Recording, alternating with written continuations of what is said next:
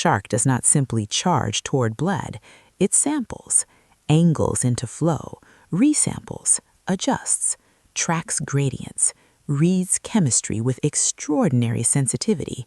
Blood, stress pheromones, decay, spawning events all become drifting signals. Water becomes a three-dimensional map. Skin that engineers water. Run your hand against a shark's body the wrong way and it feels like sandpaper. That texture comes from microscopic dermal denticles, tooth-like scales that channel water along the body, reducing turbulence and drag. Engineers have studied these surfaces to inspire ship coatings, aircraft design, and competitive swimwear. Nature solved a fluid mechanics problem long before humans formalized equations for it.